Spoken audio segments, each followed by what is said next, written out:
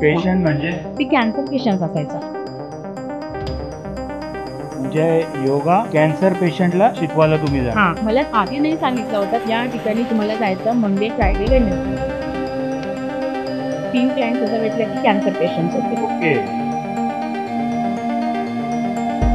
म्हणजे कॅन्सर पेशंटसाठी योगामध्ये काही असे ठराविक योग आहेत का? फॉरेनमध्ये असून इथे आलेले येणार आहे.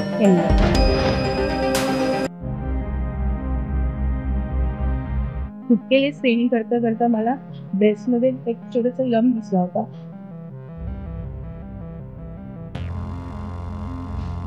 तेव्हा तुम्हाला काही त्रास वगैरे होत होता का? नाही, काही त्रास नाही होत होता. तेव्हा पण माझ्या मनात कुठे विचार नाही आलेत मला कॅन्सर शब्द होऊ होते शकतो. आता मी कधीच विचार नाही केला. बायोप्सी तुम्ही कसं एक निडल टाकून ते फ्लुइड काढायचं. फ्लुइड काढायचं तसं नाही करता 4 स्टिचेस मध्ये कापून त्यांनी लंप काढले. कट करून लंप काढलं. हां हे तर खूप रिस्की आहे ना. हां, ते मला पण माहिती नव्हतं तेव्हा तसं करायचं नव्हतं. ते आपण काय विश्वासाने जातो डॉक्टरकडे, डॉक्टर जे बोलतील तेच डॉक्टरांना करायचं. नॉलेज असतं. तेव्हा माझा पुन्हा पायाखाली जमिनी पूर्ण हलला होता.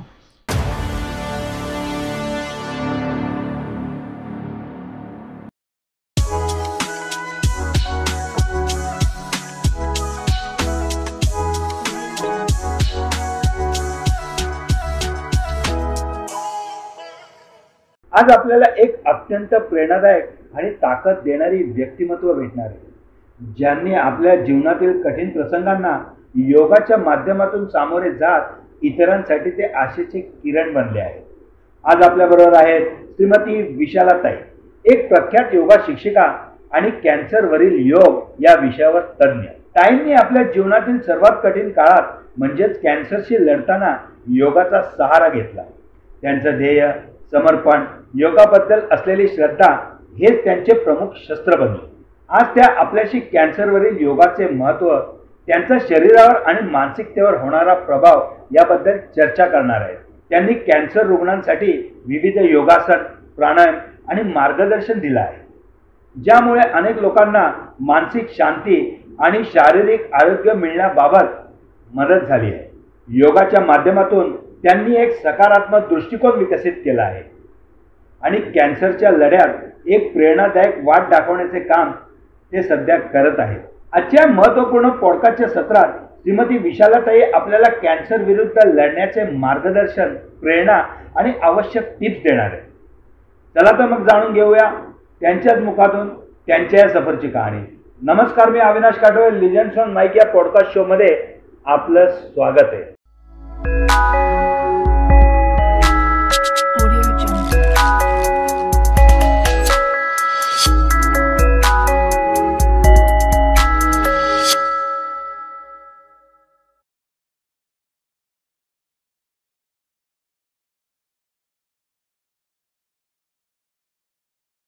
नमस्कार विशालताई, लिजंड्स ऑन माईक मध्ये आपलं स्वागत आहे. Thank you sir. योगा हा प्रत्येक माणसाच्या आयुष्यातला एक भाग असलाच पाहिजे आणि आत्ता खरं ती गरज आहे. पण हा तुमच्या आयुष्यातला भाग कधीपासून झाला? मी बॉर्न अँड बॉटम तेलंगणाचे. त्याच्यामध्ये मला मराठी येत नव्हता, हिंदी येत नव्हता. भीती झाली होती माझ्या मनात. मग मी बाजूला एक वाघरी समाज होता, मग त्यांच्याकडनं हिंदी हळूहळू शिकले. त्याच्यानंतर एक घर शिफ्ट करायला लागला होता. मग ते घर शिफ्ट केल्यानंतर तिकडे सगळं मराठीत बोलायचं. मग ते सगळं कामाला पण जायचं. मला त्यांना बघून मला एकदम असं मनात एक आशा वाटली की अरे मी पण कामाला जाणार, मला पण असं काहीतरी करायलाच आवडणार वगैरे म्हणून. मग मी माझ्या मिस्टरांना सांगितलं मला काहीतरी करायचं आहे. मग ते म्हणाले की तुला काही येत नाही इकडच्या भाषा वगैरे, मग तू घरीच बस ना, काही प्रॉब्लेम नाही आहे बसला तर. पण माझ्या मनात तर जिद्द एकदम. तुमची जिद्द दिसूनच देते, कारण तुम्ही आता उत्कृष्ट मराठी बोलायला शिकलेला आहात, हिंदीही बोलतायत. आणि तिथे तर तुम्ही हिंदी वगैरे तुम्हाला येतच नव्हती ना? काहीच येत नव्हता मला, एक शब्द येत नव्हता. तुमची जिद्दच दिसून येते त्यामागे. माझं हे जिद्द मागे माझं पूर्ण मराठी मैत्रिणी आहेत, मग त्यांच्यामुळे मी हे सगळं शिकू शकले. कारण 2003 साली मला एक ऑपॉर्च्युनिटी भेटला अंगणवाडीमध्ये कामाला, ICDS मध्ये. मग तिकडे मी अप्लाय केला होता. त्याच्यानंतर माझे मिस्टर हे पण बोलले होते, नाही तुला नाही जायचं, तू कोण घेणार तुला इथे मराठी लोकांमध्ये, तू तेलुगू कशी काय तू वावरणार, असं मला बोलले होते. माझं जिद्द खूप म्हणजे स्ट्रॉंग होते. माझ्या नंदाचा नवऱ्याला घेऊन मी इंटरव्ह्यूला गेला होता. तिकडे मला सरांनी बघितलं मला विचारला, तुम्ही तर साऊथ वाटताय, मग तुम्ही हा लेटर कोणी वाचून दाखवलं तुम्हाला? मी बोललं सर मी वाचले. कसं काय शक्य? बोलला हिंदी आणि मराठी जास्त कठीण नाही आहे, सिमिलर आहे, तर मी वाचू शकली, मीच वाचली. मग तू कामाला लागला तर तू कामं बरोबर करशील का? मी हो सर करणार. मग त्यांनी मला तिकडे जॉब दिला. त्याच्यानंतर मला खूप अडचणी आलेत, म्हणजे भाषा येत नसल्यामुळे मला सगळं ठोमणे मारायचे, तिला काही येत नाही आहे, तिला कोण लावलं आहे असं वगैरे म्हणून. मला एक जिद्द काय होतं, माझं बाईन आहेत ना ते सुपरवायझर आहे, मी अंगणवाडी सेविका आहे. मला पण ते सुपरवायझर पोस्टसाठी मी इथे खूप वर्ष म्हणजे 2003 पासून मी इथे कामं करते. मग ते पोस्टसाठी माझा नेहमी प्रयत्न चालूच आहे. तुमचं स्वप्न होता ती पोस्ट मिळावी म्हणून. योगायोगाने ते काय झालं, तर यावर्षी ते पोस्टसाठी अर्ज स्वीकारला गेला, पण तेव्हा माझा एज 46 झाला. ते 45 एजचा कट ऑफ होता. आणि ते शिकता सगळं आमच्या एरियामधले लोक आहे ना संडेला योगाला जायचं सकाळी.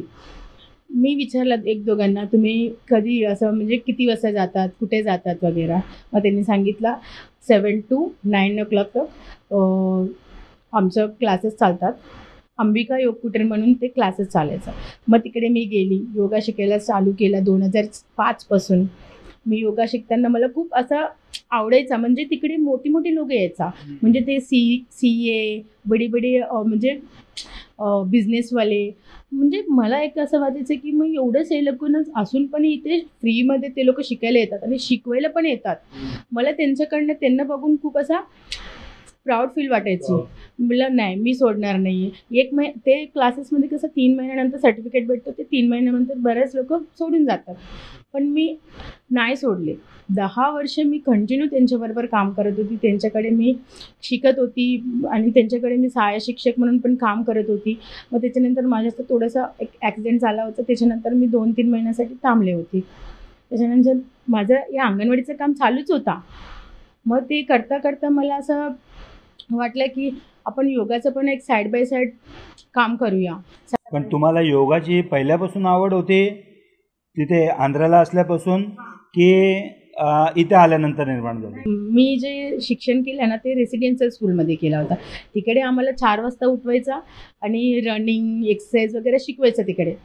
माझं म्हणजे तिकडचं पण मला आवड होती, त्यामुळे मी इथे आल्यानंतर मला योगा दिसल्यानंतर मी त्याच्यामध्ये अजूनही गुंतले. मग त्याच्यानंतर ते आवड असं पुढे जाता मला एक सर्टिफिकेटची गरज होती. मी कोणाला शिकवायला जाणार तेव्हा ते लोक सर्टिफिकेट विचारणार, तुम्हाला कोणतं सर्टिफिकेट. पण मग तुम्हाला असं का वाटलं का तुम्हाला शिकवायला पण पाहिजे? म्हणजे 10 वर्ष शिकल्यानंतर मी अजून असं बसून. हे तुम्ही हे क्लासेसमध्ये जवळपास 10 वर्ष पहिले गेले. हो. त्याच्यानंतर मग तुम्हाला आवड झाली की योगा मला शिकवायला पण पाहिजे. कारण माझं एक मैत्रिणी माझ्या बरोबर तिकडे यायची, तिला मी 2-3 वेळेला बघितलं असं, म्हणजे जाता येताना मी तिला विचारलं का तू तिथे येत नाही आहे योगाला, पण तू बऱ्याच वेळेला ठिकाणी जाता येता दिसते, कुठे जातेस? ती म्हणाली मी प्रायव्हेट क्लासेस घेते बायकांना. मला तेव्हा मला वाटलं अरे मी पण घेऊ शकते ना, असं काय माझ्याकडे काय कमी आहे? म्हणजे तुम्हाला हाऊस वाईफ न राहता बिझनेस वुमन बनायची इच्छा होती पहिल्यापासून? एकदम एक्झॅक्टली. मी एक सर्च मारला, म्हणजे कुठे मला सर्टिफिकेट भेटणार मी योगा केला तर. मला एक सर्टिफिकेट कोर्ससाठी मी जॉईन केला, पैसे भरले, मी तिथून सर्टिफिकेट एक्झाम लिहिला, त्याच्यानंतर मला सर्टिफिकेट दिला. मग त्यांनीच मला सांगितलं आमच्याच संस्थेमध्ये तू टीचर म्हणून काम करशील का? बोललं चांगलं आहेत ना. कोणती संस्था आहे? यशिव होलिस्टिक योगा म्हणून आहेत. काय करते ती? ते लोक योगा ट्रेनर्स प्रोव्हाइड करतात. योगा ट्रेनर प्रोव्हाइड करतात. ओके. त्यांच्याकडेच मी शिकले ना सर्टिफिकेटसाठी. सर्टिफिकेटसाठी तुम्ही त्याच्याकडेच? 3 महिने त्यांच्याकडे मी सर्टिफिकेटसाठी शिकले आणि सर्टिफिकेट एक्झाम वगैरे होते ते एक्झाम लिहिला आणि त्यांनी सर्टिफिकेट दिला. त्याच्यानंतर त्यांनी सांगितलं तुम्हाला इथे काम करायचं असेल तर तुम्ही करू शकता. मी त्यांच्या थ्रू भरपूर ठिकाणी गेली, भरपूर लोकांना मी शिकवला. पहिला मी गेल्यानंतर त्यांना विचारते तुम्हाला काय त्रास आहेत का, तुम्हाला काय असं म्हणजे प्रॉब्लेम आहेत का? पेशंट म्हणजे ते कॅन्सर पेशंट्स असायचा. म्हणजे योगा कॅन्सर पेशंटला शिकवायला तुम्ही हां, जाणार. मला आधी नाही सांगितलं होता त्यांनी. ओके. असंच मला बोलले की ह्या नाव आहेत त्यांच्याकडे, ॲड्रेस माझ्याकडे ॲड्रेस देतात मोबाईलमध्ये, या ठिकाणी तुम्हाला जायचं मंडे, फ्रायडे, वेडनेसडे ओके. असं तुम्हाला शिकवायचं. हां. मला ठीक आहे. मी गेल्यानंतर त्यांना विचारलं, तुम्हाला काय त्रास आहे वगैरे, तुम्हाला फिटनेससाठी करायचं का, कशामध्ये करायचं तुम्हाला योगा. मग ते मला 3 क्लायंट्स असं भेटलं की कॅन्सर पेशंट्स होते. ओके. मग त्यांना मी शिकवताना माझा एक गुरुजी आहे, त्यांच्या मी सहायता घेतला. त्यांना मी 1-2दा फोन करून विचारला, सर कुलकर्णी सर म्हणून आहेत, त्यांना विचारलं, सर असं जर माझ्यासमोर क्लायंट्स आहेत, त्यांना कॅन्सर आहेत, त्यांना काय शिकवायचं, त्यांना काय असं मी हँडल करू. मी बाकी तर मी शिकवते, पण मला अजूनही थोडंसं तुमच्याकडनं माहिती हवी आहे. त्यांनी मला खूप चांगला गायडन्स केला होता. असं त्यांना सूक्ष्म व्यायाम वगैरे शिकवायचं तुम्हाला. म्हणजे कॅन्सर पेशंटसाठी योगामध्ये काही असे ठराविक योग आहेत का? भरपूर आहेत. ओके. बरेच लोक क्युअर पण झालेत. ते लोक माझ्यासमोर बसून योगा करायचा, ते नंतर मला रिव्ह्यूज द्यायचा, मॅम तुम्ही जे शिकवलं ना त्याच्यामधून आम्हाला खूप सारं चांगलं वाटलं आहे. मग असं नाही की ते लोक इथे राहणारे लोक नव्हता, ते फॉरेनमध्ये असून इथे आलेले लोक, म्हणजे त्यांच्या इथे पण घर आहेत आणि ते फॉरेनमध्ये राहायचं येणार आहेत. येणार आहे. मग त्याच्यानंतर ते असं जर्नी चालता चालता 2023मध्ये स्वतःला मला कॅन्सर झालेला. ओके. मी एक दिवशी असंच थोडंसं खुदकेली स्क्रीनिंग करता करता मला ब्रेस्टमध्ये एक छोटंसं लंब दिसला होता. ते मी डॉक्टरकडे गेली, त्यांनी दाखवलं, तर मला मेमोग्राफी करायला सांगितलं. मेमोग्राफी केला. त्याच्यानंतर ते मेमोग्राफीमध्ये थोडं साईज मोठी वाटत होता. मग मला बोलले तुम्ही चांगल्या डॉक्टरकडे दाखवा. त्यावेळेस माझा फॅमिली डॉक्टर नव्हते मुंबईमध्ये. मग त्यांचा वेट करता करता मला 10 दिवस निघून गेले. त्यांना फोन करून विचारलं असं असं मला प्रॉब्लेम आहे, मग काय करू. त्यांनी एक ऑन्कॉलॉजिस्टचा नंबर मला दिला होता. त्या मॅडमला फोन केला तर ते मुंबईमध्ये अवेलेबल नव्हता. मी काय करू, 15 दिवस होते, अजूनही माझं काही होत नाही. म्हणून मी माझा जवळच्या एरियामध्ये एक गायनेकॉलॉजिस्टकडे गेले होते. त्यांना सांगितलं असं असं मी टेस्ट केला. मग त्यांनी असं चांगल्या डॉक्टरकडे दाखवायला सांगितलं. त्यांनी सांगितलं मला, तू एक काम कर, आपण तुझं बायोप्सी करू, ते लंब काढू आणि टेस्टिंगला पाठवू. मग त्याच्यानंतर काय येतील ना आपण बघू नंतर. तेव्हा पण माझ्या मनात कुठे विचार नाही आलेत मला कॅन्सर शब्द होऊ होते शकतो. असं मला हां. होईल असं मी कधीच विचार नाही केला होता. तेव्हा तुम्हाला काही त्रास वगैरे होत होता का? नाही, काही त्रास नहीं होत होता. माझा जो रूटीन है वो नॉर्मल चल रहा था वैसे ही. रुटीन नॉर्मल चालू होती तुमची. हां. मग त्याच्यानंतर मी ते टेस्ट केल्यानंतर त्या मॅडमकडे गेली, सगळं टेस्ट करायला सांगितलं. ते BC हे सगळं सांगितल्यानंतर त्याच्यामध्ये मला थायरॉईड निघाले होते. त्या थायरॉईड आल्यानंतर त्यांनी सांगितलं लगेच तुला ते ऑपरेट करून ते लंप नाही काढणार, तुला दुसरी एक टेस्ट करावं लागणार. ते टेस्ट केला, ते सगळं पॉझिटिव्ह आल्यानंतर त्यांनी मला बायोप्सीसाठी नेला होता. बायोप्सी त्यांनी कसं एक निडल टाकून ते हे काढायचं असतं, थोडंसं फ्लुइड काढायचं फ्लुइड असतं. काढायचं असतं. ओके. तसं नाही करता त्यांनी मला 4 स्टिचेसमध्ये म्हणजे कापून त्यांनी लंप म्हणजे त्यांनी कट केला, कट केला. कट करून लंब काढला. हां हे तर खूप रिस्की आहे ना. हां, ते मला पण माहिती नव्हतं तेव्हा, तसं करायचं नव्हतं. त्यांनी, कारण आपण काय विश्वासाने जातो डॉक्टरकडे, डॉक्टर जे बोलतील ते डॉक्टरांना करायचं. नॉलेज असतं. हां, आम्ही केला. नंतर त्यांनी रिपोर्टला पाठवलं. रिपोर्ट आला 10 दिवसांनी. माझं मिस्टर गेले आणायला. ते आले घरी. मला बोलले चल आपण डॉक्टरकडे जाऊया, रिपोर्ट आले. मी बोललं मला त्या दिवशी, कारण ते 4 स्टिचेस होता ना, ते दुखत होता. मी बोललं मला नाही येतं जमणार, तू जाऊन घे, बघून ये. मी ते गेले. ते आले परत. बोललं काय सांगितलं, ते सांगत नव्हता. मला बोलला तू उद्या चल डॉक्टरकडे, तुला उद्या बोलवलं. बोललं नाही तू सांग मला काय झालं. मी सांगितलं मला कॅन्सर झाला. तेव्हा माझा पुन्हा असं पायाखाली जमिनी पूर्ण हलला होता. बोललं मला कसं काय झालं, म्हणजे मला का झालं आहे, मी काय केलं, आणि माझं कुठे असं म्हणजे असं तंबाखू स्मोकिंग म्हणा, वगैरे, मग ड्रिंकिंग अल्कोहोल म्हणा, वगैरे पण नाही. काहीच म्हणजे काहीच नाही आहे. म्हणजे लहानपणापासून काहीच नव्हता. मग असं कसं मला होऊ शकतो. मग खूप विचारामध्ये पडली होती. त्या दिवशी पूर्ण झोपच नाही. त्या दिवशीपासून मी पूर्ण 3 महिन्यात रात्री झोपलेच नाही आहे. कारण तेच विचार माझ्या मनात फिरतच होती. मला का झाला, मी काय केला, तेच विचार फिरत होता. मग आम्ही कोणाला नाही सांगितलं, कारण माझं वडील, माझ्या मम्मी, माझ्या पूर्ण फॅमिली, गावी असतात. मी एकटी इथे माझ्या नवऱ्याबरोबर, आणि मी कोणाला नाही सांगितलं. गेली डॉक्टरकडे, डॉक्टरांना विचारलं, मॅडम काय करायचं आता? त्यांनी सांगितलं, मी चांगल्या डॉक्टरांचा नंबर देते, त्यांना तू विचार, ते तुला काय करायचं पुढचं ट्रीटमेंट सांगते. मग त्यांचा नंबर घेतला आणि मीच कॉल केला होता. त्यांनी सांगितलं, मी मुंबईमध्ये नाही आहे, 2 दिवसांनी या जसलोकमध्ये सांगितलं. आम्ही गेलो जसलोकमध्ये, डॉक्टरांच्या समोर सगळं फाईल दाखवलं, सगळं बघितलं. सर बोलले, तुला ऑपरेशन करावं लागणार. तुझ्या जो ब्रेस्टमध्ये ना वरचं पार्टला गाठ आहेत ते काढणार. त्याच्यानंतर ते म्हणजे ते टेस्टिंगला पाठवणार. जर ते टेस्टिंगला पूर्ण ब्रेस्टला झाले म्हणून समजलं ना, परत तुला ऑपरेशन करून पूर्ण काढणार. असं मला दोन्ही ऑप्शन दिला. पहिल्यांदा मी हाफ काढणार, मग ते टेस्टला पाठवणार. त्याच्यानंतर जर समजा पूर्ण झालं म्हणून मग परत करणार. मी म्हटलं, सर परत कशाला करायचं आहे, एकदाच पूर्ण काढून टाका ना, मला काय प्रॉब्लेम नाही आहे. आणि पुढे संशयाला जागा कशाला ठेवायची म्हणून पूर्णच क्लिअर करून टाका. तरी पण मला बोलले, तुला 2 दिवस टाइम देतो, तू विचार करून ये काय. पण तुम्हाला समजल्यानंतर तर तुम्ही हा डिसिजन घेण्यापर्यंत हा किती पिरियड झालेला? 5 दिवस. म्हणजे तुम्ही क्विक डिसिजन घेतला त्यामध्ये. मग पुढे काय झालं? मला बोलले, तुला परवाच्या दिवशी ऑपरेशन होणार. ऑपरेशन नंतर मी विचारलं, ऑपरेशन नंतर मी किती दिवसांनी परत मी नॉर्मल बाहेर जाऊ शकते, फिरू शकते वगैरे. सर बोलले, तू आता डिसेंबर 2 तारीख होता त्या दिवशी, डिसेंबर 2 तारीख ना, पुढच्या 6 महिन्यात सोडून टाक तुझ्या आयुष्यामधून. म्हटलं, काय बोलता तुम्ही? म्हटलं, हां.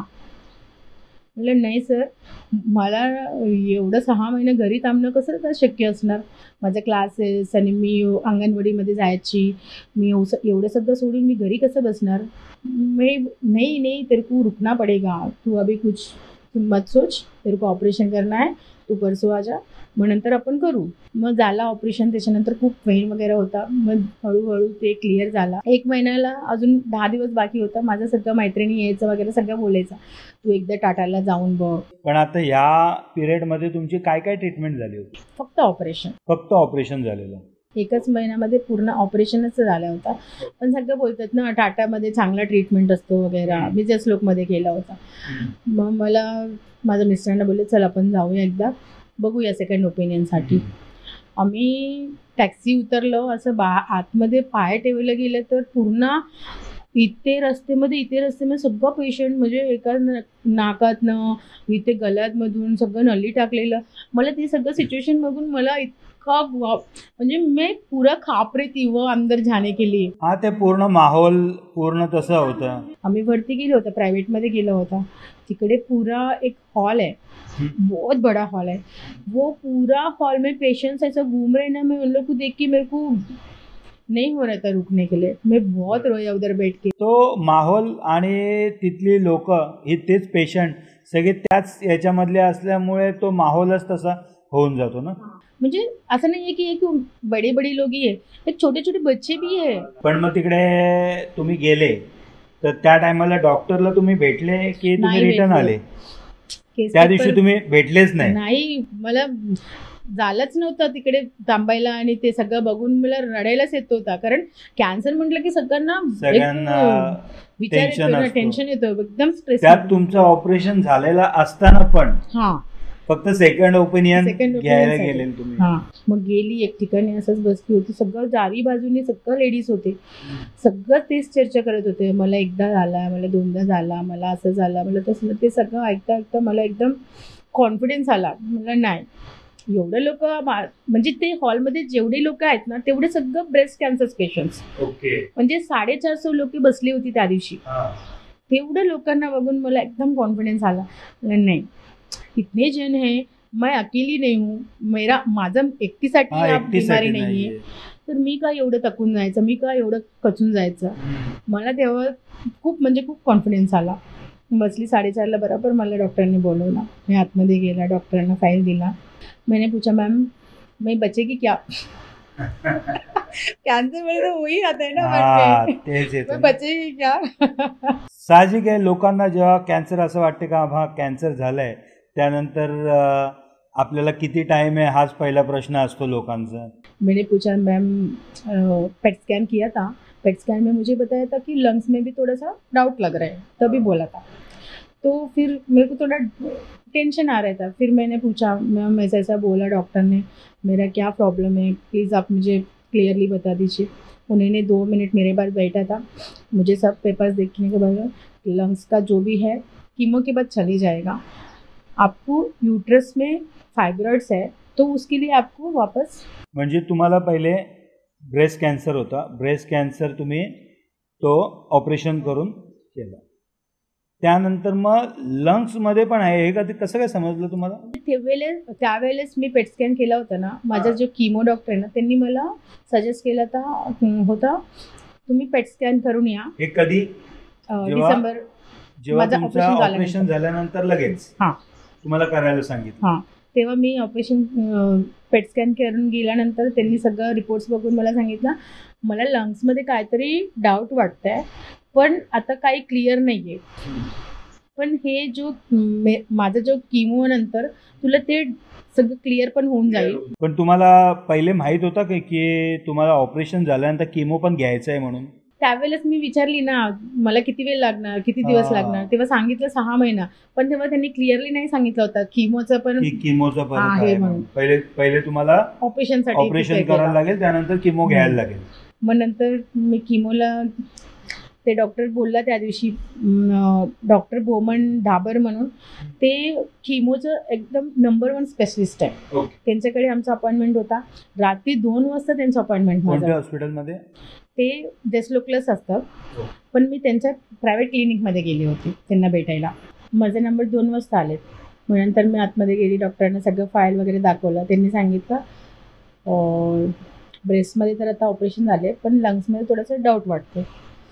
त्यावेळी माझं म्हणजे मी बसलेली ठिकाणी मी खाली पडली होती, इतकं टेन्शन, म्हणजे खूप रडत होती तिथेच। डॉक्टर बोलले नाही काहीच नाही होणार, तू टेन्शन घेऊ नको, हे जे कीमो नंतर तुम्हाला ते क्लिअर पण होऊन जाईल।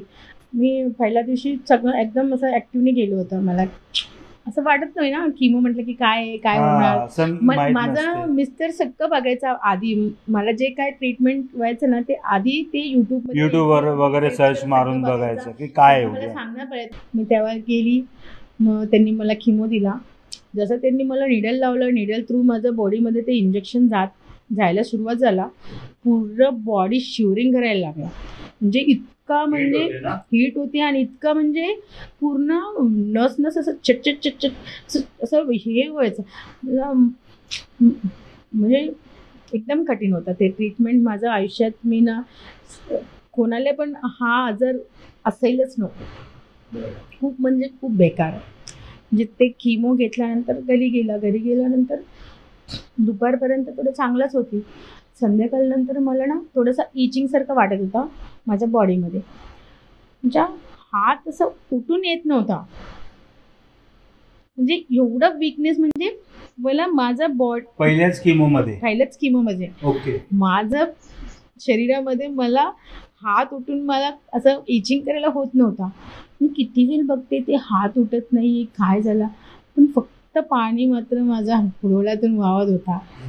बोलला मी काय बोलणार, त्याच्यामध्ये मला खूप म्हणजे खूप कठीण मी दिवस बघितला, म्हणजे पूर्ण तोंडामध्ये छाले आले होते, पण डॉक्टर मला लवकर क्युअर व्हायचा हे माझं थिंकिंग होती, आधीपासूनच तुमच्यामध्ये जिद्द आहे की तुम्हाला मला लवकर बरं व्हायचंय, मला लवकर बाहेर जायचं असं वगैरे।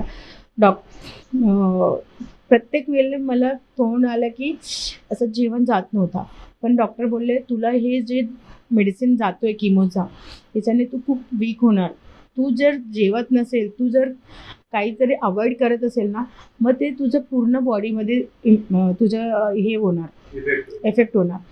मग मी माझ्या मुलांबरोबर सगळ्यांबरोबर बसायचा जेवायला, पण अक्षरशः रडत मी जेवण करायचे, कारण मला उठायचं उद्या जाऊन, मी असंच झोपलं तर परत मला ब्लड वगैरे कमी झाला, काहीतरी कमी झालं तर परत त्याच्यासाठी परत ॲडमिट करणार, ते सगळं होऊन जाईल तोपर्यंत परत दुसरं कीमो नाही देणार, हे सगळं मला आधीच सांगितलं होतं। थोडंसं जरी ब्लडची वगैरे कमी झालं ना तर तुम्हाला खून चढवणार, मग त्याच्यासाठी तुम्हाला 10 दिवस थांबावं लागणार, मग परत दुसरं कीमोला तुम्हाला उशीर होणार, असं तुमच्या ट्रीटमेंट पुढे अजून सरकत जाणार असं बॉडी सगळं पूर्ण सांगितलं. वीक करून टाकते ना ती हा केमो. ते किमो मध्ये पूर्ण चांगला सेल्स पण मरून जातो हा आणि जो सगळे वाईट सेल्स सेल्स पण मरायचे. मरून जातो. मग एकदम म्हणजे फर्स्ट किमोमध्ये एवढा त्रास झाला. मग सेकंड किमो नंतर थोडा थोडा हेअर्स पूर्ण खाली पडायला लागला. म्हणजे चांगला हेअर्स होते माझ्याकडे, पूर्ण पडायला लागला. मी माझ्या मिस्टरांना सांगितलं पूर्ण असा केस पडते. सेकंड किमोमध्ये डॉक्टरांकडे गेले तेव्हा सांगितलं डॉक्टर केस पडते पूर्ण. बोलल्या की एक काम कर, ते सगळं पडतोय ना तूच बार्बर काढून टाक, ते बेस्ट होणार. कारण पूर्ण घरात कुठे पण असं दिसलं ना चांगलं वाटणार नाही. तू जर हात तुझ्या डोक्यात लावली ना तुझ्या हातात पूर्ण केस येणार. मग त्या दिवशी तू अजूनही जास्त हे अजून होणार. खचून जातो ना माणूस हा. आतमधून. मला ते हे बोलायला काय होतंय माझ्या बरोबर. हां, मी घरी आली. माझं बाजूलाच एक पार्लरवाले होते, ते माझं एकदम चांगलं ओळखीचे होते. मग त्यांना सांगितलं तू ये रे बाबा मला असं कापायचं. तो आला होता पण त्याला असं हे होत होता, अरे कसं करू एवढी मी. चांगली केस आहेत, हां, कशी एवढी काय चांगलं केस करणार? कसं काढू. ते बघितल्यानंतर मला पूर्ण म्हणजे आयुष्यात काही नाही आहे. खूप म्हणजे त्या दिवशी मी इतका असं म्हणजे ते सगळं ट्रीटमेंटमध्ये मी इतका हे झालं ना, मग ते सगळं आठवून मला खूप असं फील व्हायचा. आणि माझं मिस्टर तर 2-3 महिने पूर्ण डिप्रेशनमध्येच होते. ती माझ्याशी बोलायचं नव्हता, जायचा रूममध्ये बसायचा आणि काही बोलायचं नव्हता. मला ते अजूनही मनात हे होतं. मी त्यांच्या मित्रांना पण सांगितलं, बघा असं असं करतोय तो, मला नाही चांगला वाटत. कारण मी आहे एकदम जिद्द. त्याच्या फिलिंग्स काहीतरी वेगळे असतील, वेगळं असतील पण सध्या असं- तुम्हाला त्यांची साथ पाहिजे ना. हां, मी खूप प्रयत्न केला त्यांच्याबरोबर बोलायची वगैरे. नाही तू चांगली आहे ना, तू टॅबलेट घे, तू झोप, एवढंच बोलायचं माझ्याबरोबर. पण असं बसून जाऊ दे, तुला काय होणार नाहीये, तू होशील का? आधारचा आणि 2 मुलं होते. कधी कधी असं पण वाटते, मी येऊन रोज तोच जर विषय घेणार तर त्याचा त्रास परत तुम्हाला होईल. हां. म्हणून कदाचित काय होते की माणूस टाळायचा प्रयत्न करतो, टाळल्यानंतर तो विषय तर त्या मनामध्ये तुमच्या येणार नाही. पण आपल्याला कसं असतं, एक हा, एक आधार साथ पाहिजे असतो. असतो. माझं खूप म्हणजे खूप मैत्रिणी आहेत, सगळ्यांना माहिती नाहीये. कोणाला नाही सांगितलं आतापर्यंत आम्ही. विशाला का येत नाहीये, विशाला का दिसत नाहीये. आणि विशालाचं स्टेटस मेन म्हणजे मोबाईलमध्ये रोज स्टेटस ठेवायचे विशाला. आता स्टेटस का दिसत नाहीये. लोकांना प्रश्न पडली ही का येत नाही, ही का दिसत नाही वगैरे म्हणून. मग नंतर तुमचा स्वभाव पहिल्यापासून एक सोशल ऍक्टिव्हिटीज सोशल मध्ये असल्यामुळे जास्त होते. हा, मग लोक आणखीन जरा हां, बऱ्याच कमी लोकांनाच आम्ही सांगितलं होतं असं असं झालं म्हणून. ते आल्यानंतर ते लोक कसं मला बघून ते लोक रडायची, तर मला पण रडायला यायची ना. म्हणून माझं मिस्टर कोणाला घरी यायला दिलं नाहीये. मग तसं करता करता माझा अजून विल पॉवर स्ट्रॉंग झाला. माझा पूर्ण किमो झाला. किमोमध्ये बरेच प्रॉब्लेम झाले किती होते. किमो झाले तुमचे? माझ्या 12 किमो सांगितला होता. हा. 10 किमो नंतर मला पूर्ण नमनेस आला हातामध्ये वगैरे. म्हणजे काही पकडलं ना ते माझ्या हातातून सुटत होता. म्हणजे असं ग्रिप नव्हता पकडत होता. हा. मग डॉक्टरांना सांगितलं सर असं असं होतंय. मग त्यांनी 10 किमोमध्ये माझा स्टॉप केला. मग त्याच्यानंतर मला पाठवलं रेडिएशनला. म्हणजे तुमचं रेडिएशन पण झालं. ते किती झालं? 12 रेडिएशन झालं. 10 किमो ऑपरेशन, 10 किमो, 12 रेडिएशन. ते पण जेसलोकमध्ये रोज जायचा. ते झाल्यानंतर ऑगस्टमध्ये माझा पूर्ण ट्रीटमेंट संपला होता. त्यावेळेला मी डॉक्टरांना विचारलं सर आता मी बाहेर जाऊ शकते का, मी ओके ना. बोला ठीक आहे चालेल तुम्ही जा, पण तुम्ही काळजी घ्या. तुम्ही वेळेवर जेवायचा, वेळेवर झोपायचा, तुमच्या तब्येतीकडे तुम्ही लक्ष द्यायचा.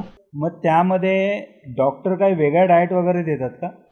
हां, जेव्हा माझा किमो चालू होता ना तेव्हा माझा डाएट वेगळा होता. कारण मला असं कच्चा म्हणजे आपण सॅलड वगैरे कच्चा खातोय ना, कापतो आणि खातो, तसं नव्हतं. ते सगळं असं हॉट वॉटरमध्ये टाकायचं, काहीतरी असं थोडंसं बॉईल तरी करून ते. बॉईल करूनच खायचं असं होतं. का पण असं? म्हणजे त्याच्यामध्ये जे जम्स वगैरे असतात ना, कुठल्याही प्रकारचे जम्स नाही राहायला पाहिजे. मग त्याच्यानंतर थोडंसं बाहेर गेल्यानंतर माझा केस थोडेसे आले होते. म्हणजे आता थोडे केस येत होता मला. सगळं मी साऊथ इंडियन असल्यामुळे बाकी लोकांना काय वाटलं ही तिरुपतीला जाऊन आले. तो एक बेनिफिट झाला. आणि माझा ट्रीटमेंट सगळ्यांचा ऍक्च्युअल किमोमध्ये वेट लॉस होतो. माझा वेट वाढले, गेन झाला. मी 62 होती, 74 झाली. मला डॉक्टर ते नेहमी म्हणायचं चांगलं आहे तू असंच ठेव, तुझा काही होणार नाही, टेन्शन घेऊ नका म्हणायचं. मग त्यामुळे सगळ्यांना वाटलं की ही कुठेतरी जाऊन आली, तिरुपतीला जाऊन आली म्हणून केस काढली आणि चांगलेच दिसते, आणि पेशंटसारखं दिसतच नव्हती मी. ते माझं प्लस पॉईंट झाला. मग एक दिवशी सिस्कोमध्ये 8 दिवसाचं ट्रेनिंग होता. ते सूर्यवंशी सर घेत होता. सूर्यवंशी सरांचं ट्रेनिंग चालू झाला.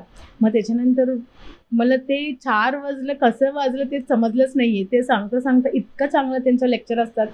हे जे सर आहेत ते कुठल्या संस्थेशी जोडलेले आहेत का? सिस्कोमध्ये. सिस्को. ते ती त्यांची संस्था काय करते?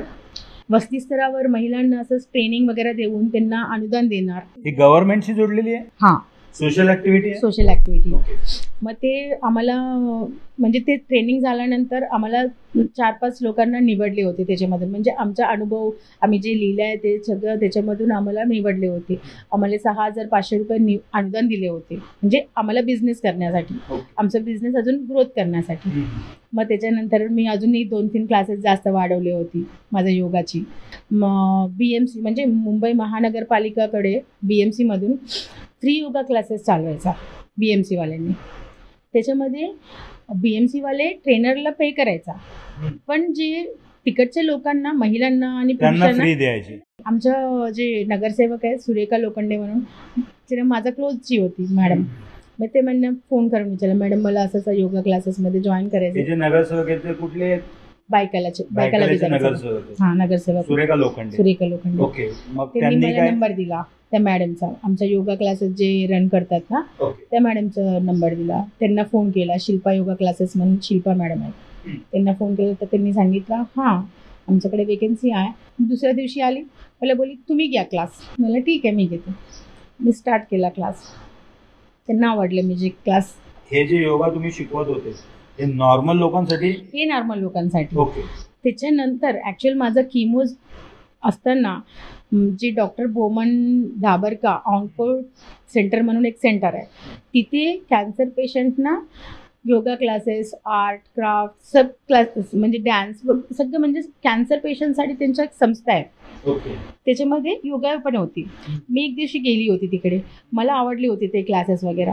मी त्यांना सांगितलं मॅडम मी इथे ट्रीटमेंटसाठी येतीच आहे, मी योगा टीचर आहे, तर मला काय असं तुमच्याकडे वेकेन्सी असेल ना मला सांगा, मी करेल तुमच्याबरोबर काम. मला ना फीस ना पे नाही केला तरी चालेल, पण तुम्ही जे माझ्यासाठी केलं आहे किमोमध्ये वगैरे सगळंमध्ये तुम्ही जेवढं मला कॉपरेट केला मी तुमच्यासाठी फ्रीमध्ये करायला तयार आहे असं मी सांगितलं होतं त्यांना. ते म्हणाले की नाही आमच्या ट्रस्ट थ्रू तुम्हाला पे करणार, मी असेल तर तुम्हाला सांगणार असं. लकीली माझं नशीब म्हणायचा, ऑगस्टमध्ये जसं माझं ट्रीटमेंट सगळं संपला तेव्हा ते लोकांचा फोन आला मला, इथे आमच्याकडे योगा टीचरची गरज आहे, तुम्ही येऊ शकता का? मी बोलला हां मी येणार. मला ऑक्टोबर 1 तारीख को मला त्यांनी बोलवलं होतं योगा शिकवायला. ते दादरमध्ये संत गाडगे महाराज धर्मशाला म्हणून आहे. तिकडे पूर्ण कॅन्सर पेशंटसाठी 7 फ्लोअरचं बिल्डिंग आहे, त्यांचे ट्रस्टी आहे. तिथे सगळं टाटामध्ये जे ट्रीटमेंट घेतात ते पेशंट तिथे राहतात, बाहेर गावामधून येतात ना ते लोक तिकडे राहतात. मग त्यांच्यासाठी तिकडच्या हे संस्था आहे ऑन केअर, ते योगा शिकवायला मला पाठवलं होतं. मी तिकडे गेल्यानंतर मला अजूनही म्हणजे कॉन्फिडन्स वाढला. मी एकटी नाही आहे, कितीतरी लोक आहेत, छोटे छोटे बच्चे आहेत, त्यांना माझ्यापेक्षा डेंजर कॅन्सर आहे. कोणाला ब्लड कॅन्सर आहे, कोणाला लंग कॅन्सर आहे, कोणाला थ्रोट कॅन्सर आहे, कोणाला कोलन कॅन्सर आहे, बरेच कॅन्सर. माझं हे झाल्यानंतर मी तिकडे गेल्यानंतर मला कॅन्सरची प्रकार माहिती पडला. तिकडे गेल्यानंतर मला ते लोकांना म्हणजे बऱ्याच लोकांना कसं कॅन्सर म्हटलं की रडायला येतं, मग ते रडायचे अक्षरशः तिकडे बसून. मी त्यांच्याकडे जाऊन त्यांना समजवायचा काही नाही होत, मी पण एक पेशंट आहे, आज बघताय ना मी चांगल्या उभी राहिली, माझं सगळं मी क्युअर केला, मी परत तुमच्यासारखं बाहेर आली ना, तुम्ही पण असं येऊ शकतात असं सांगितल्यानंतर पहिल्या दिवशी रडता आलेली बाई शेवटला एकदम हसता हसता येते. मला म्हणजे मोरल सपोर्ट पाहिजे असतो लोकांना. ऍक्च्युअल मला ना एकदम असं प्राऊड फील वाटतं, कारण ठीक आहे मी एक पेशंट असताना पण मी माझं सगळं क्युअर केला आणि मी लोकांना म्हणजे कॅन्सर पेशंटला मी कितीतरी हेल्प करायला जाते. माझं आता शिल्पा योगा क्लासमधून मी 4 क्लासेस घेते, म्हणजे सकाळचे 2 क्लासेस आणि संध्याकाळचे 2 क्लासेस. त्यामुळे मी सकाळच्या 8-9 वाजेपर्यंत योगामधून फ्री होते. घरी येऊन जेवण वगैरे सगळं करून मग परत माझं अंगणवाडीत जायचं. मग तिथून मग 2-3 वाजता घरी यायचं, मग जेवायचं, थोडा वेळ आराम करायचा. मग संध्याकाळचा परत 6 वाजे क्लास आहे. 6 to 7, 7 to 8 वो क्लास के लिए जाना है. म्हणजे तुमचा शेड्यूल पूर्ण बिझी तुम्ही Busy. ठेवला हां. त्या दरम्यान. मग त्या दरम्यान माझा 6 महिन्याच्या नंतर माझा फॉलोअप होता डॉक्टरकडे. मी गेली डॉक्टरकडे. डॉक्टर म्हणाला मला सांगितलं होतं तुला 6-6 महिन्यांनी CT स्कॅन करावा लागणार, पेट स्कॅन करावा लागणार. पण मला एक डॉक्टर असा भेटला होता की स्किन डॉक्टर, म्हणजे पुरा चेहरा काळा पडला होता. मी त्याच्यासाठी स्किन डॉक्टरकडे गेली होती. त्यांनी मला सांगितलं रेडिएशन जास्त चांगला नसतं, तुम्ही ते पेट स्कॅन जास्त करू नका असं मला म्हणाले होतं. मग ते मी त्याच्या ऐकून माझा डॉक्टरांचा मी टाळला होता. मला 2दा बोलला होता, जानेवारीमध्ये बोलला होता, जूनमध्ये बोलला होता पेट स्कॅन करून. मी ते 2दा टाळला. डॉक्टरनं सांगितलं मी विसरून गेला, मी नंतर येते ना तेव्हा मी करून येते, असं 2दा टाळला होता. तिसऱ्यांदा मला ना थोडंसं पेनसारखं वाटत होतं, तर मी डॉक्टरकडे गेला. मग डॉक्टर सांगितलं तुला सांगितलं तू पेट स्कॅन कर. मग त्यावेळेला आमचं तिरुपतीला जायची प्लॅन होती. मग माझे मिस्टर बोलले आपण तिरुपतीला जाऊन येऊया, मग नंतर जाऊया पेट स्कॅनला. मग आले, मग नंतर पेट स्कॅन केलं. पेट स्कॅन केल्यानंतर रिपोर्ट डॉक्टरनं दाखवला. मला वाटलं नव्हतं मग परत माझं काहीतरी इश्यू होईल वगैरे म्हणून. 2 वर्षांनी मला त्या दिवशी डॉक्टर बोलले तुला लंग्समध्ये कॅन्सर आहे, स्प्रेड झालेलं आहे. असं 1-2 ठिकाणी नाही आहे, स्प्रेड झालेलं आहे. आणि बॅकबोनमध्ये पण मला कॅन्सर आहे. म्हणजे लंग्समध्ये पण आणि बोनमध्ये पण तो कॅन्सर गेलेला आहे. आणि हे कधी समजलं तुम्हाला? जानेवारी 2025. 2025 जानेवारी. त्याच्यानंतर मी खूप म्हणजे जेवढं स्ट्रॉंग असताना मी परत एकदम थकली. तरी पण मला डॉक्टर बोलले की तुला बायोप्सी करून बघितलं ना, मग ते बोन्समध्ये किती पर्सेंट आहे आणि लंग्समध्ये किती पर्सेंट आहे काय आहे आपण ते टेस्ट करून त्याच्यानंतर ट्रीटमेंट स्टार्ट करणार. मग मी गेली बायोप्सीला. बायोप्सी झाल्यानंतर माझा रिपोर्ट्स आला, कॅन्सर निघाला, डिटेक्ट झालं. कॅन्सर लंग्समध्ये बोन्समध्ये डिटेक्ट झाला. मग ते समजल्यानंतर ते एक दुसरा एक टेस्ट असतो ERPR, त्याच्यामधूनच ट्रीटमेंट कॅल्क्युलेशन करतात, किमो द्यायचं या इंजेक्शन द्यायचं काय द्यायचं. मी विचारलं सर आता लंग्समध्ये तुम्ही बोलले आणि बोनमध्ये बोलले, मग कोणता स्टेज आहे. जेव्हा समजतो त्यानंतर सर्वात पहिले माणसाचा हाच प्रश्न असतो का स्टेज कोणती आहे. हां, मग सर सांगितलं 4th स्टेजला पूर्ण लंग्समध्ये स्प्रेड झाले. मैं तो एकदम शांति से बैठ के सुन रही थी. मैं बोला फिर सर ट्रीटमेंट क्या होगा. बोला कीमो नहीं चलेगा, अभी तुम्हारा इंजेक्शन आणि टॅबलेट. ते इंजेक्शन टॅबलेट पण असं नॉर्मल 1000-2000 रुपयाचं नाही आहे. ते 10,000 रुपये 12,000 रुपयाचं इंजेक्शन आणि 5,000 आणि 25,000चं काहीतरी टॅबलेट असा दोन्ही प्रिफर केला होता. उसमें 10% काही क्युरिटी जास्त कमी असं दाखवलं होतं. माझ्या मिस्टरांना बोलला आपण एवढं हाय ट्रीटमेंट नाही घ्यायचं, कमी ट्रीटमेंट घेऊया, बघूया पुढे जाऊन. पण आत्तापर्यंत डॉक्टर बोलते 4th स्टेजला. सरांना मी विचारलं सर तुम्ही बोलताय 4th स्टेजचा कॅन्सर आहे मला, पण मला काही सिम्टम्स नहीं है. हाँ, मैंने ना खांसी है, बुखार है, वीकनेस है, मेरा पैर दर्द कर रहे हैं, मैं रोज़ ऐसा बहुत जोर जोर से खांस रहा है, ऐसा कुछ भी नहीं है, क्यों ऐसा मेरे से हो रहा है.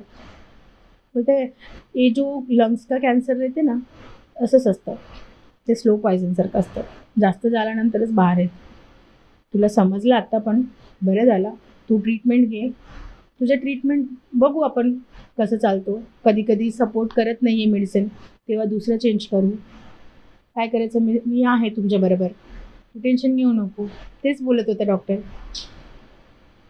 आम्ही तिथून निघाला, परत चालू केला ट्रीटमेंट. मला 1.5 महिन्यातून 3 वेळेला इंजेक्शन सांगितलं होतं. 15 days. वो इंजेक्शन अभी 3 times पूर्ण झाले. आता महिन्यानं इंजेक्शन आहे. एक बोन इंजेक्शन देतो. टोटल किती इंजेक्शन असतात ते? आता जेवढ्यापर्यंत मी जगणार तेवढ्यापर्यंत ते ट्रीटमेंट चालू. म्हणजे ती आता लाईफ एक्सटेंड करायची ट्रीटमेंट झाली. येस, आता माझं ट्रीटमेंट चालू आहे.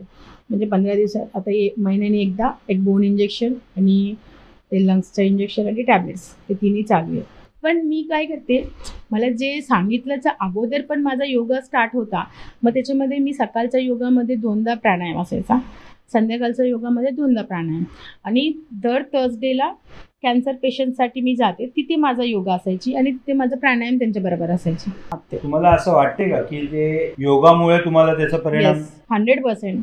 मैं तो मेरा योगा को मैं क्रेडिट देना चाहती हूँ, क्योंकि जे मी करते ना, मी शुद्धतनी करते. म्हणजे मला करायचंच, या टायमाला मला बसायचं आहे, मी करायचं आहे. माझा लंग्सची कॅपॅसिटी वाढवण्यासाठी मी आता जे शंख असते ना घरी देवासाठी ठेवते, देवादेव. माझा नवरा नेहमी वाजवायचा, त्यांना आवड होती, त्यांना म्हणजे ते इस्कॉन म्हणून आहे तर ते करतात. मग त्याच्यानंतर मी 1-2 ठिकाणी वाचला, बेलून फुगण्यामध्ये आणि जे शंख वाजवण्यामध्ये लंग्समध्ये कॅपॅसिटी वाढते.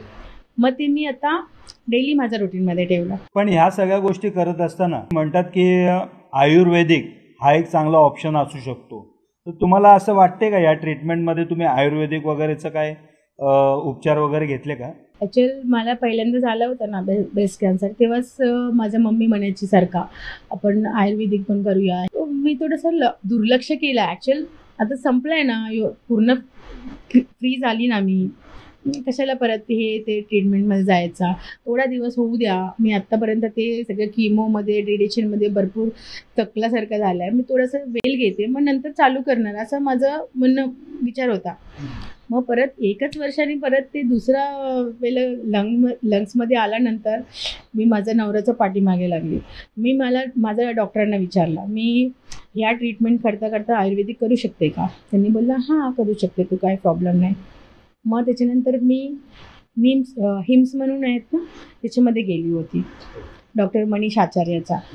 तिथे मी पूर्ण त्यांना माझा रिपोर्ट्स वगैरे दाखवला. त्यांनी मला ट्रीटमेंटच्या बद्दल सगळं सांगितलं.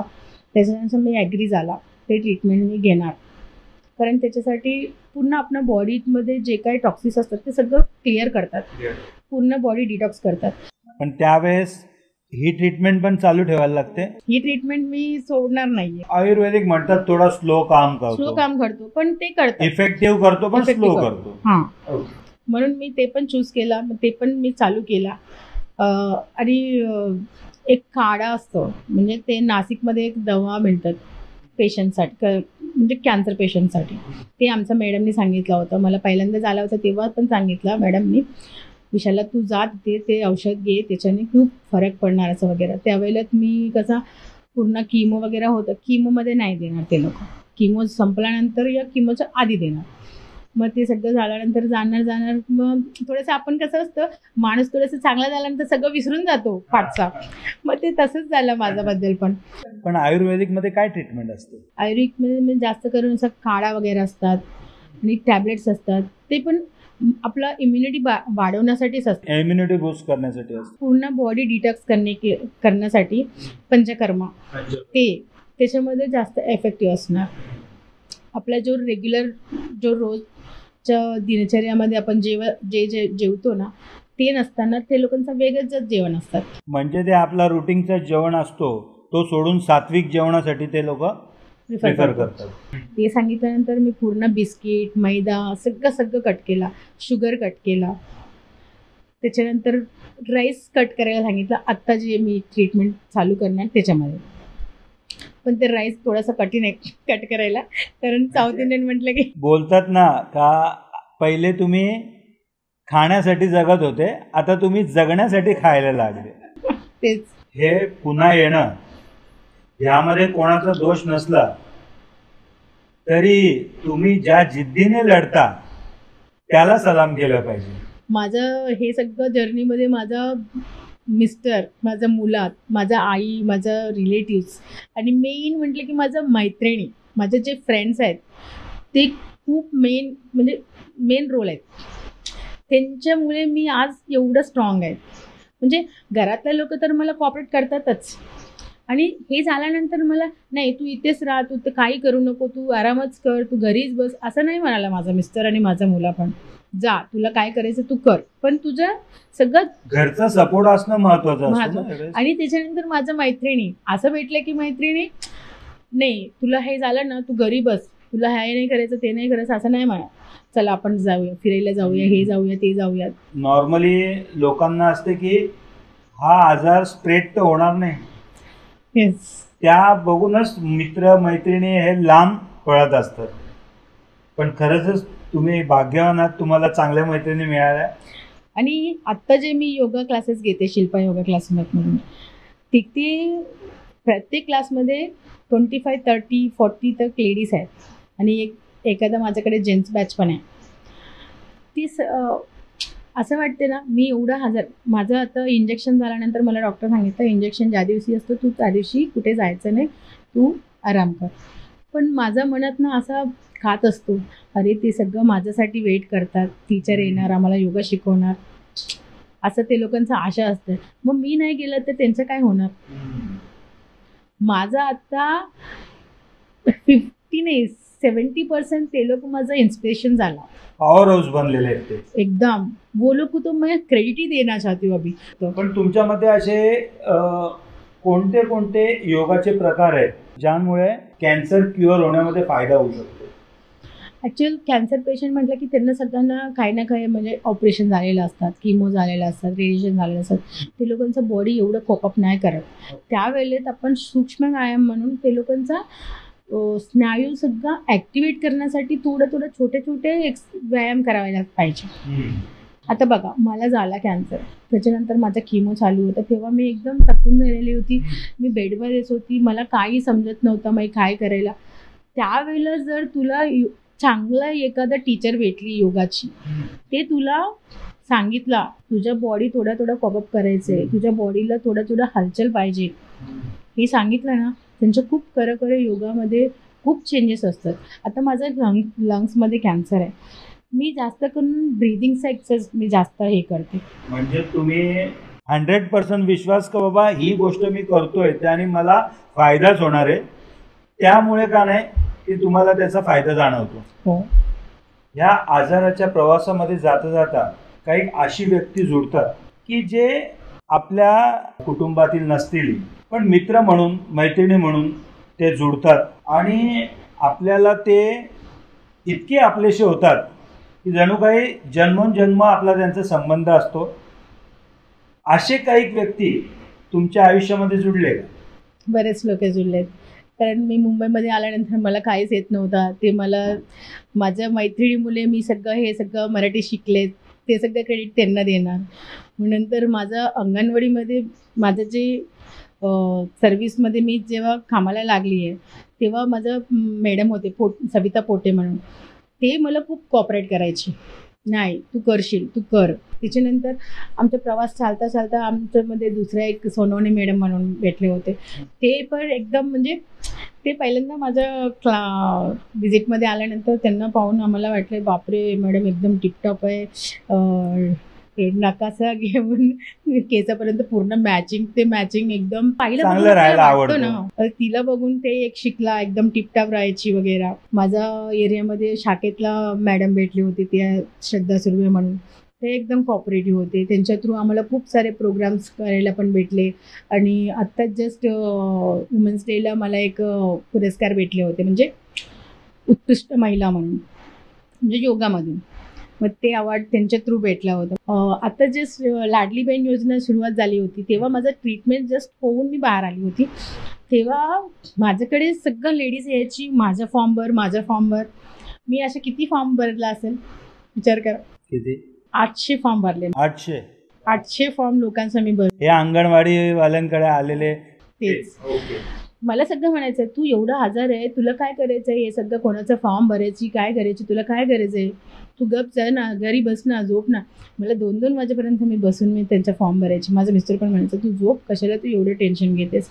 पण मी एखादा बाईचा फॉर्म भरला, तिला जर पैसे भेटल्यानंतर तिच्या जे चेहऱ्यामध्ये आनंद दिसतो ते मला बघायची होती. तुम्ही तर संपूर्ण पॉवर हाऊस घेऊन तुम्ही तुमच्या फील्डवर रेडीच आहात, पण काही असे व्यक्ती आहेत ज्यांना आता सध्या कॅन्सर झालेला आहे, अशा व्यक्तींना तुमचा काय सल्ला असेल?